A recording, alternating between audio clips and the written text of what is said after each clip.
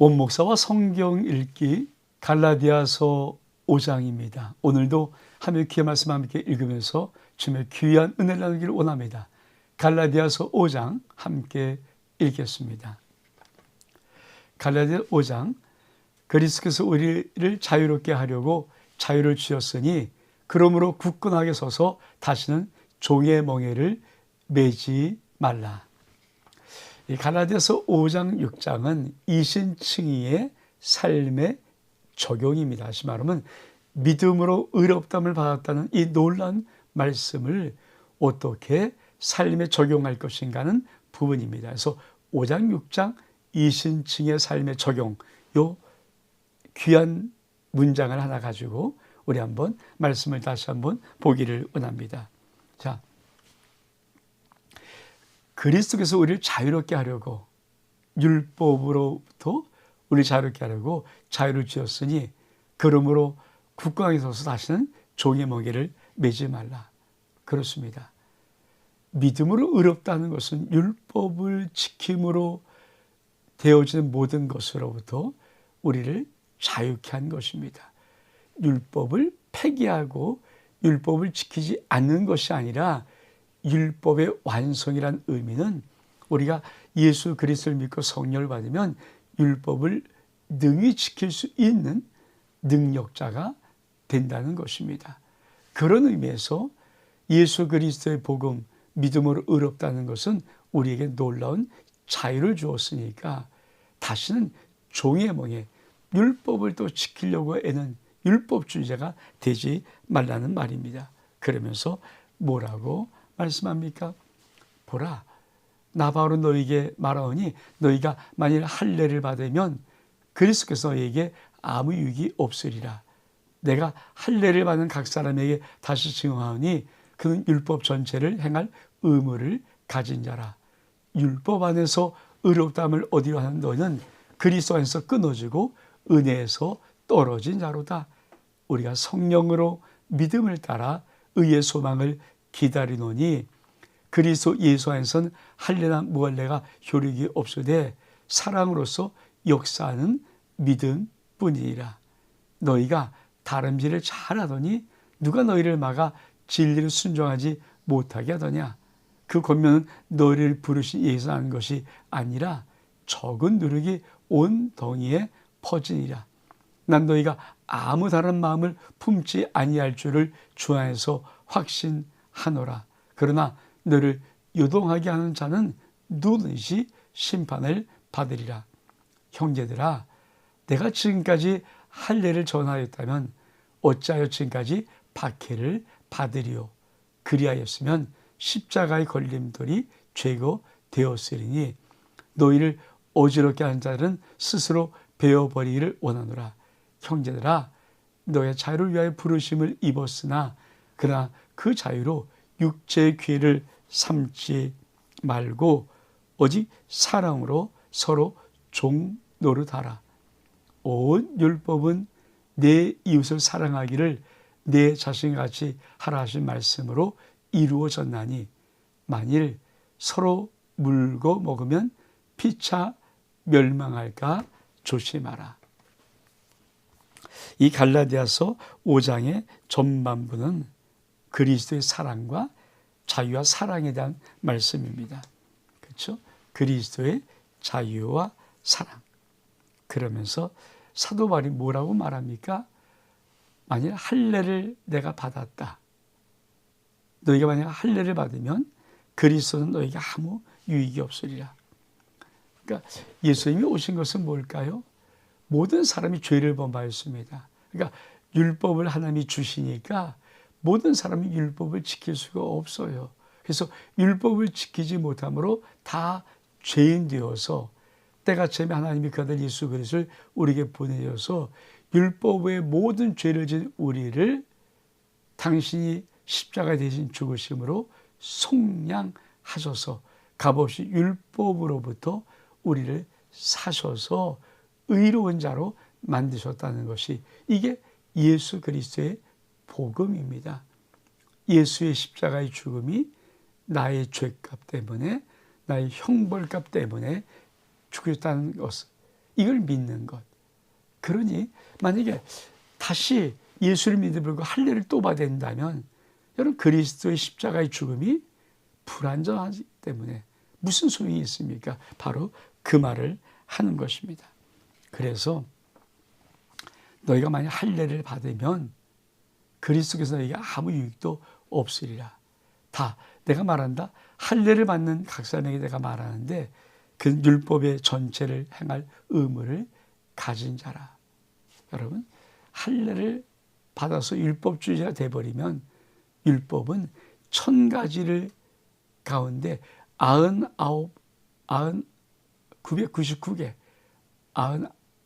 999개를 지켜도 하나를 어기면 그렇죠. 다 어긴 거예요. 이게 율법의 문제예요. 그러니까 이렇게 말하는 겁니다.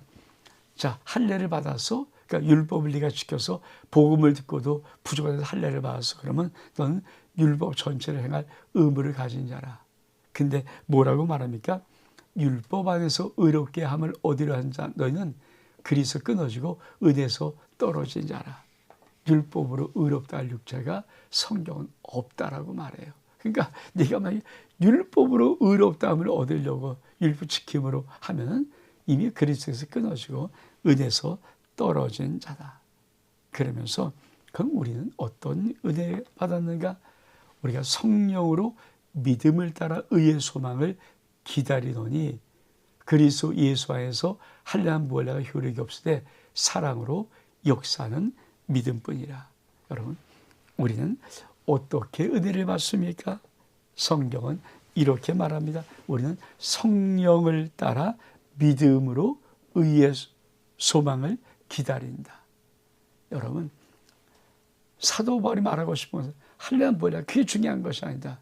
우리는 사랑으로 역사하는 믿음이다. 이게 중요하다라고 말하는 것입니다. 그렇죠. 여러분 우리가 만약에 예수 그리스도 믿는데 또다시 할례를 행해야 되는 율법을 지켜야 한다면 정말 그리스도의 십자가의 죽음 그 공로가 불완전하고 뭔가 부족하다는 느낌 아닙니까? 근데 그게 어떻게 진리가 될 수 있으며 복음이 될 수 있습니까? 그러면서 사도 바울은 이렇게 말합니다. 형제들아 내가 지금까지 할례를 전하였다면 나 박해받지 않았다. 그랬으면 그리스도의 십자가의 걸림도 아마 죄가 되었을 것이다. 근데 내가 너에게 말한다. 형제들아 너가 자유를 위해 부르심을 입었으나 그 자유로 육체의 기회로 삼지 말고 사랑으로 서로 종노릇 해라. 참 중요한 말이죠. 이 자유라는 것은요. 사람들이 자유이기 때문에 또 어떻습니까? 또 방탕해요. 절대 그러면 안 되는 거죠. 자유를 얻었으면 육체로 다시 종노릇하는 기회를 삼지 말고 우리 그 자유함을 가지고 서로 사랑으로 종노릇. 그러니까 우리가 예수 그리스도를 믿은 의로움으로 모든 육체의 율법으로부터 자유를 얻었다면은 우리에게 주어진 놀라운 사명이 뭡니까? 서로 사랑으로 서로 사랑함으로 서로 종노릇 하는 것입니다. 그러면서 이렇게 말합니다. 온 율법은 내 이웃을 사랑하기를 내 자신같이 하라는 말씀으로 이루어지 않나니 만일 서로 물고 먹으면 피차 멸망할까 조심하라. 그럼 이 율법주의자들은 율법 하나하나를 지키는 것이 굉장히 중요한 의미를 가지고 있다고 느끼고 생각합니다. 또 그렇게 믿고 있습니다. 그러니까 뭔가를 해야 되는데 아니 아무것도 안 하고 그냥 예수 그리스도가 나를 위해 십자가에 죽으셨습니다. 그럼 믿음으로 의로워진다고 하니까 이게 사실 초대교회 특히 유대인들의 배경 속에 믿음을 복음을 받아들이는 사람들에게는 굉장히 힘든 거예요. 그래서 이 서신서에 자꾸만 율법에 대한 문제가 나오는 것입니다.